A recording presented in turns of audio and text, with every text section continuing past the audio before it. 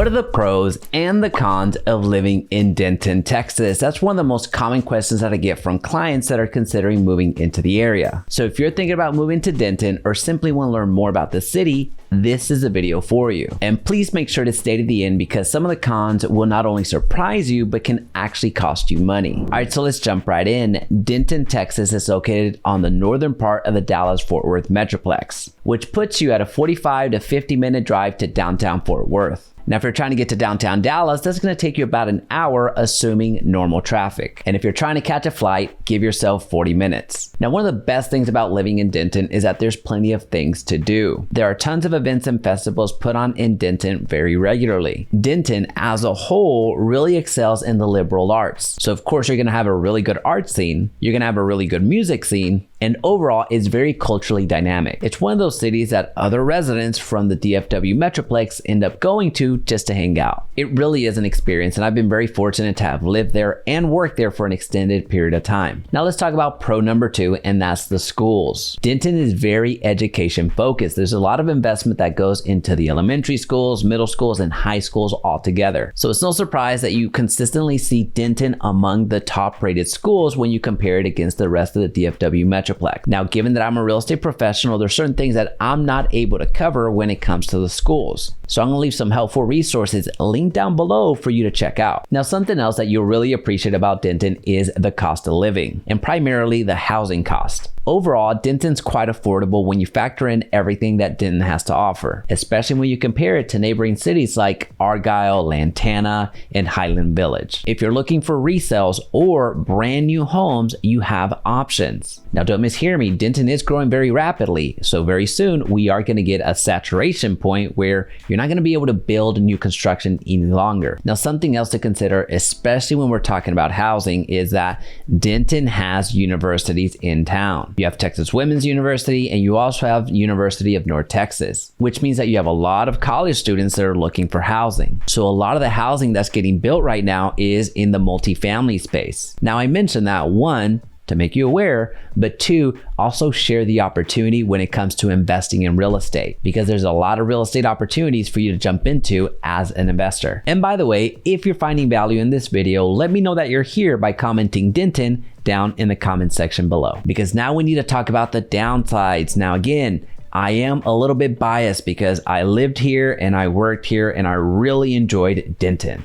So I am going to approach it with kid gloves, just full disclosure, but I am going to be as authentic and as honest as I possibly can. The number one downside for my money is the traffic. Folks, it gets bad. I don't know what to tell you. Let's talk about traffic within the city of Denton itself. I have very little beef with the traffic inside of Denton because it's normal. You have stop signs and you have stoplights, and I understand that. The one detriment there is the construction that happens to the roads, because Denton is a historic city. This means that Denton has a history and has been in existence for quite a while. Thus, it's outgrown its infrastructure. So there is a lot of investment going into growing that infrastructure, aka getting wider roads, better roads for vehicles. Now, that's normal city behavior. I get that. But the traffic out of Denton is like no other. If you're trying to get to Fort Worth, you're going to go down 35 west up until you get to Alliance. You're going to have smooth sailing.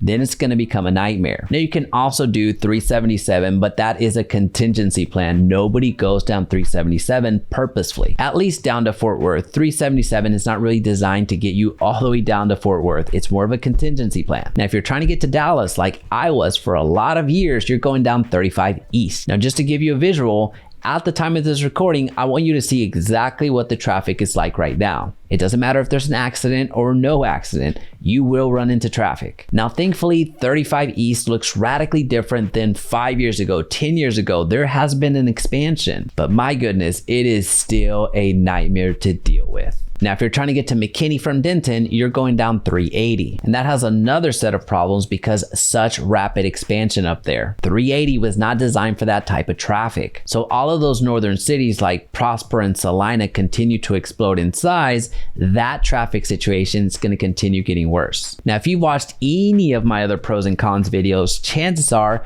you already know what I'm going to say for con number 2. And that is extreme weather. You're going to have strong winds.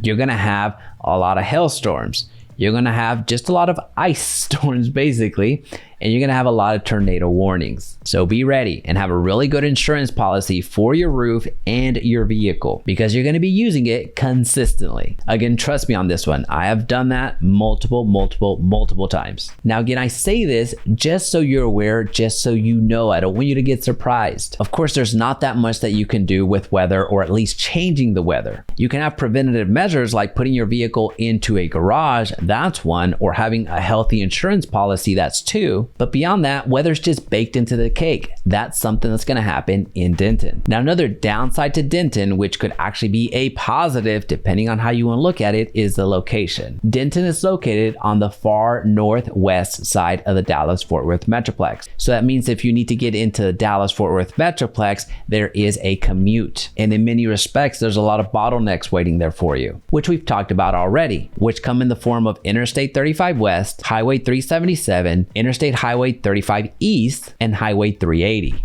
So the location itself can become a challenge. Now, if you like to be a little bit more isolated, then Denton is going to be a really good option for you. But if you work outside of Denton, or if you're trying to visit some friends that don't live in Denton, or if you're trying to go shopping or really do different type of entertainment that requires you to go into Dallas-Fort Worth metroplex, that's going to take a while. So just be mindful of that. Again, I really enjoyed my time in Denton. There's a lot of good that happened when I was there, when I lived there, when I worked there, when I had my community there. Now, overall, the reason that our clients end up going with Denton is because all of the things to do. They love the fact that they have access to the arts. They love the fact that they have access to a vibrant music scene. And they really enjoy the cost of living in comparison to the rest of the options that they had. So if Denton piqued your interest and you want to learn more about the city all the way back to when it was founded, check out this video right here. Or if you're ready to check out some real estate in Denton, check out our list of preferred homes linked down in the description.